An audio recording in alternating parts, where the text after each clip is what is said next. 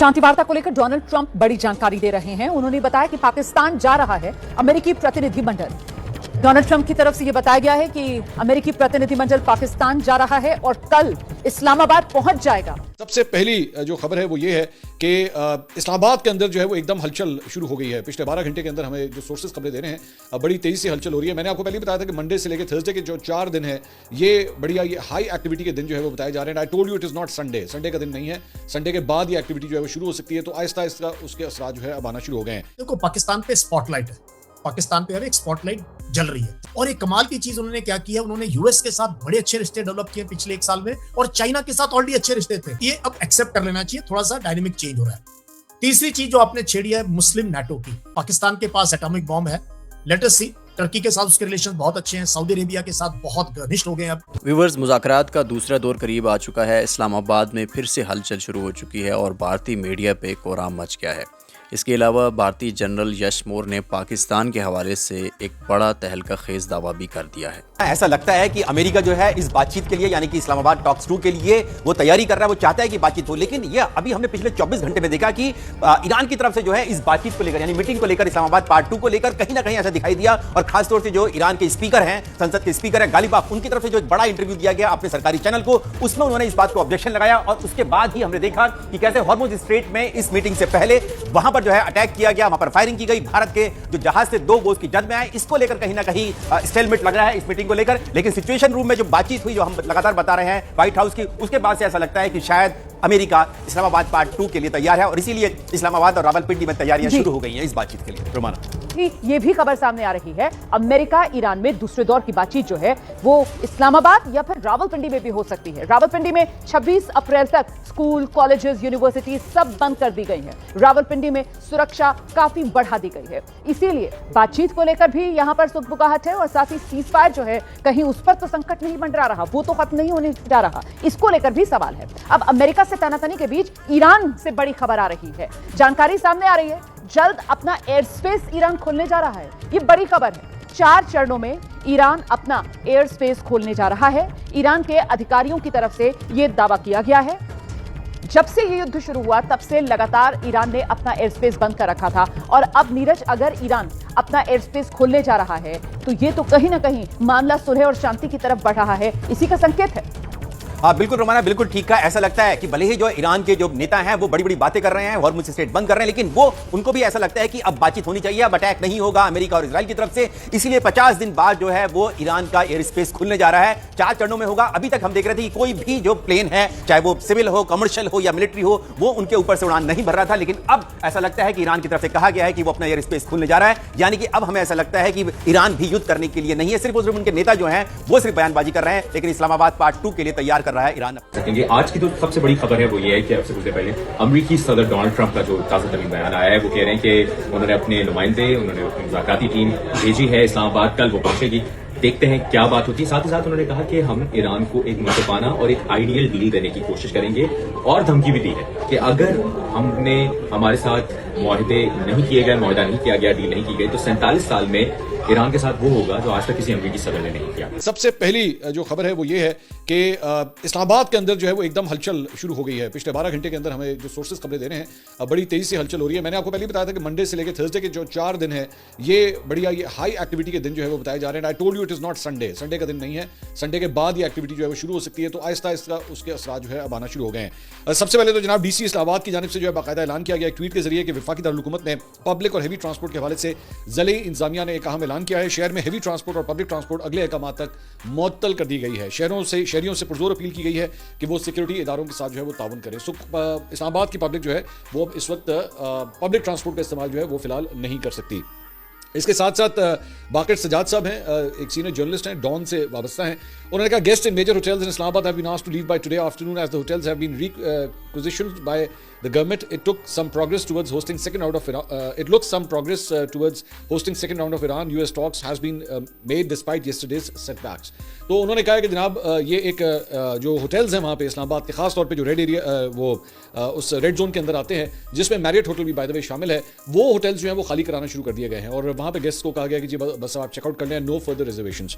सो ये एक और इंडिकेशन है। लास्ट टाइम भी जब ये मुज़ाकरात हुए थे तब भी जो है वो यही एक्टिविटी हुई थी। अब दोबारा ये एक्टिविटी जो है वो शुरू कर दी गई कि होटल्स जो है वो खाली लीक करवा दिया गया। मैं सिर्फ ये सोच रहा हूँ कि वो लोग जिन्होंने अपने पिछले अगले 3-4 दिन के अंदर, हो सकता है शादियों के इवेंट्स हो सकता है कुछ दीगर इवेंट्स हो, obviously now they will have to replan everything. लेकिन बहरहाल ये एक्टिविटी जो है वो इस्लामाबाद के अंदर शुरू हो गई है। दूसरी जानिब सिक्योरिटी और इंतजामी सूरत के पेश नज़र जुड़वा शहरों के अंदर जो है वो मुख्तलिफ जामियात ने तदरीसी और इंतजामी सरगर्मियों में अहम तब्दीलियों का भी ऐलान कर दिया है। बैनुल अक़वामी इस्लामी यूनिवर्सिटी इस्लामाबाद की जारी करदा नोटिफिकेशन के मुताबिक 20 से 24 अप्रैल तक तमाम क्लासेस जो हैं अब ऑनलाइन होंगी। अब 20 से 24 वही 4 दिन बनते हैं जो मैंने आपको बताया था कि मंडे टू थर्सडे, और उसके अंदर उन्होंने कहा कि जनाब तमाम क्लासेस जो है वो ऑनलाइन होंगी, जबकि 20 और 21 अप्रैल को होने वाले मिड टर्म इम्तिहानात भी जो है वो अब मुलतवी कर दिए गए हैं।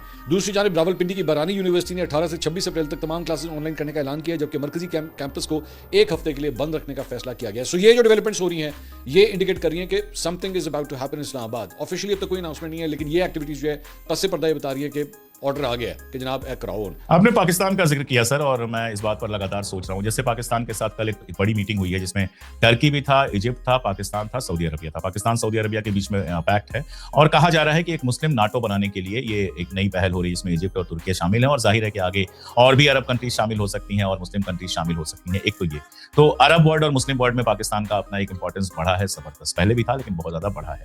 इंटरनेशनल डिप्लोमेसी में अगर आप देखें तो Pakistan is a centre of attraction. हर जगह से पाकिस्तान की बात हो रही है।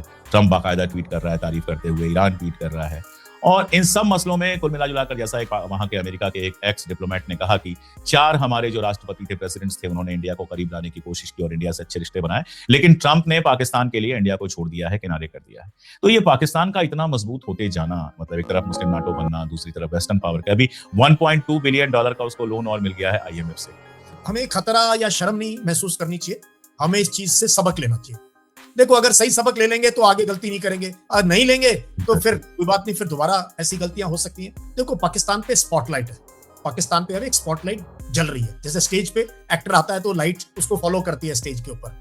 ये कुछ देर के लिए है और ये एक तरीके से उसकी ज्योग्राफी उसके काम आ रही है। और एक कमाल की चीज उन्होंने क्या किया, उन्होंने यूएस के साथ बड़े अच्छे रिश्ते डेवलप किए पिछले 1 साल में, और चाइना के साथ ऑलरेडी अच्छे रिश्ते थे। और चाइना इस पूरी लड़ाई का सूत्रधार, इस पूरी लड़ाई का सीज फायर का आगे क्या होगा, China is playing behind the curtains. सारा का सारा रोल, डायरेक्टर, प्रोड्यूसर, सब चाइना है। तो एक ऐसा नेशन जो चाइना का भी ट्रस्टवर्दी हो, अमेरिका का भी ट्रस्टवर्दी हो, इस टाइम पे पाकिस्तान है। फिर जो उनके फील्ड मार्शल आसिम मुनीर है, उनकी पर्सनल स्टेक, वो मैंने अपनी जिंदगी में कभी देखा नहीं किसी आर्मी चीफ को दूसरे देश में जाके डिप्लोमेसी करते हुए या किसी यूएस प्रेसिडेंट के साथ लंच करते हुए डिप्लोमेसी में, डिफेंस डिप्लोमेसी और देश की उनकी डिप्लोमेसी को लीड कर रहे हैं आज आर्मी के चीफ। ये मैंने कभी भी नहीं देखा अपने एटलीस्ट अपनी लाइफ में कहीं पर इस प्रकार से। अमेरिका के भी इतने टॉप के जनरल्स हैं, रशियंस हैं, कितने देशों के रहे हैं, जर्मन्स, बट ये एक यूनिक चीज है। उन्होंने ट्रस्ट जीत लिया है अमेरिका का और यहाँ और ईरान का भी। जिस तरीके से उनको ईरान में उनका स्वागत हुआ और जिस तरीके से वो मैसेजिंग कर रहे हैं, फिर हम अमेरिका जा रहे हैं, वहां बता रहे हैं, और तो ये अब एक्सेप्ट कर लेना चाहिए। थोड़ा सा डायनेमिक चेंज हो रहा है।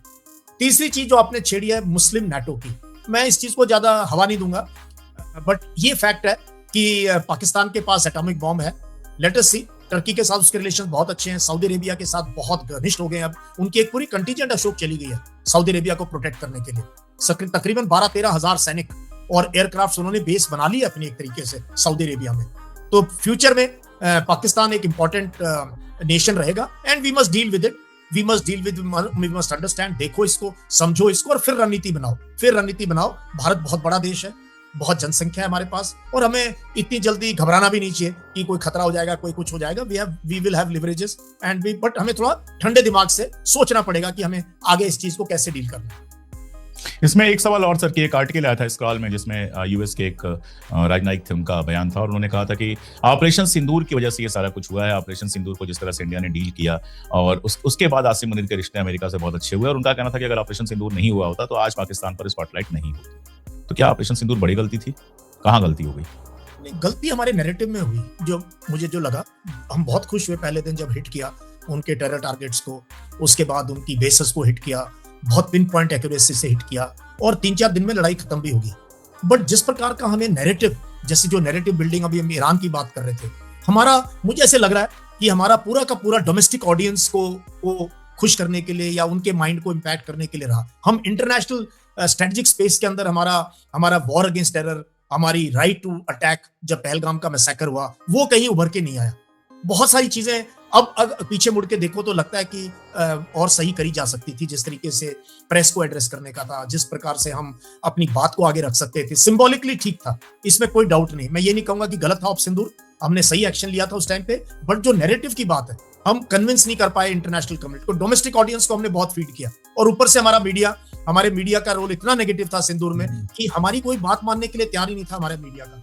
तो जो नैरेटिव उस टाइम पे चला वो पाकिस्तानी नैरेटिव, या जो इंडिपेंडेंट लोग, इस जैसे आज भी हम मैक्सिमम किसको पढ़ते हैं, जो इंडिपेंडेंट स्ट्रेटेजिक थिंकर्स हैं, राइटर्स हैं, जो ईरान और अमेरिका को दूसरे नजर से देख रहे हैं, उन्हीं की बात को ज्यादा सुना और समझा जाता है। तो वहां कहीं पर मुझे लगता है we could have done better. I think काफी लेसन है उसमें हमारे लिए, इंफॉर्मेशन वॉरफेयर में, परसेप्शन बैटल में, नैरेटिव बिल्डिंग में, अपनी बात आगे रखने में, वहां पर। बट यस, सिंदूर नहीं होता तो शायद ये, बट अब वो पुरानी बात होगी, अब उस पर हम पीछे मुड़ के जा नहीं सकते हैं। अभी हमें देखना आगे क्या करना है। We should be forward looking.